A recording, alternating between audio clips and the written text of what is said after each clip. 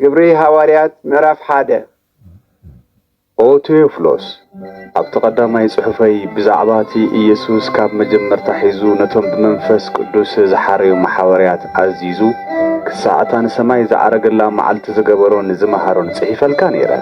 ብድሕሪ ሞቱ ን40 መዓልቲ ዝኣክል እናተረኣዮም ብዛዕባ መንግስቲ እግዚአብሔር ከዓ እናነገሮም በብዙሕ መረዳእታ ሕያው ከም ዝኾነ ንርእሱ ኣርኣዮም። ንስኣቶም ብሓደ ተቐሚጡ እንተሎ ድማ ነቲ ኻባይ ዝሰማዕኹምዎ ናይ ኣብ ተስፋ ተጸበዩ እምበር ካብ ኢየሩሳሌም ኣይተውጽኡ። ዮሐንስ ብማይ እዩ ዘጥመቐ፣ ንስኻትኩም ግና ድሕሪ ቁሩብ መዓልትታት ብመንፈስ ቅዱስ ክትጥመቑ ኢኹም ኢሉ ኣዘዞም። ተኣኪቦም እንተለዉ ከዓ ጎይታይ ኣብዚ ግዜ እዚ ዲኻ ንእስራኤል መሊስካ መንግስቲ ተቆመላ ኢሎም ጠየቕዎ። ኢየሱስ ከዓ ነቲ ኣብ ብስልጣኑ ዝመደቦ ዘመንን እዋንን ክትፈልጡ ኣይተዋሃበኩምን። መንፈስ ቅዱስ ናባኻትኩም ምስ ወረደ ግና ሓይሊ ክትቕበሉ ኢኹም። ኣብ ኢየሩሳሌምን ኣብ ኩላ ይሁዳን ኣብ ሰማርያን ክሳዕ ወሰን ምድሪ እውን መሰኻኽሪ ክትኮኑ ኢኹም በሎም። እዚ ምስ በለ ድማ እናረኣይዎ ንሰማይ ዓረገ። ካብ ዒንቶም ከዓ ደመና ሰወረቶም። ንሱ ክዓርግ እንተሎ ንሳቶም ድማ ናብ ሰማይ አንቃዕሪሮም ክጥምቱ እንተለዉ እነሆ ጻዕዳ ክዳውንቲ ዝተኸደኑ ክልተ ሰባት ኣብ ጥቕኦም ደው ኢሎም ኣቱም ሰብ ገሊላ ስለምንታይ ኢኹም ናብ ሰማይ አንቃዕሪርኩም እናጠመትኩም ደው ኢልኩም ዘለኹም?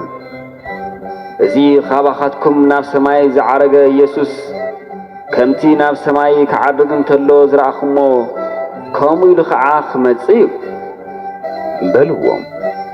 ብድሕሪዚ ሐዋርያት ካብ ደብረ ዘይት ናብ ኢየሩሳሌም ተመልሱ። ደብረ ዘይት ካብ ኢየሩሳሌም መንገዲ ሰንበት ዝኣክል ይርሕቕ ነበረ።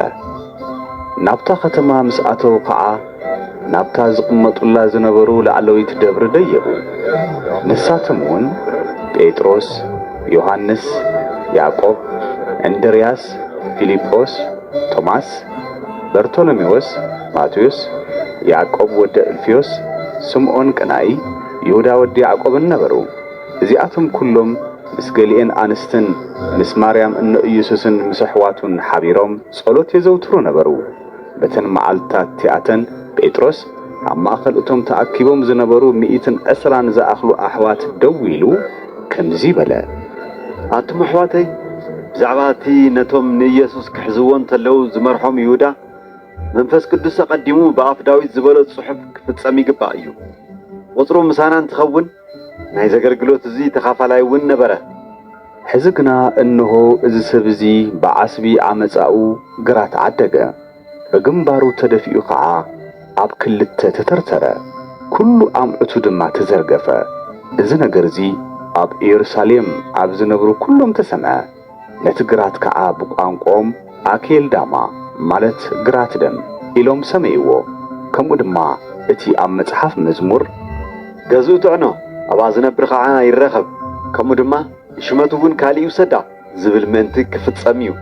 ስለዚ ካብዞም ካብ ጥምቀተ ዮሐንስ ጀሚሩ ጎይታና ኢየሱስ ካባና ክሳዕታ ንሰማይ ዝዓረገላ መዓልቲ ምሳና ካብ ዝነበሩ ሰባት እዚኣቶም ሓደ ብዛዕባ ትንሣኤኡ ምሳና ምስክር ክኸውን ይግባእ እዩ።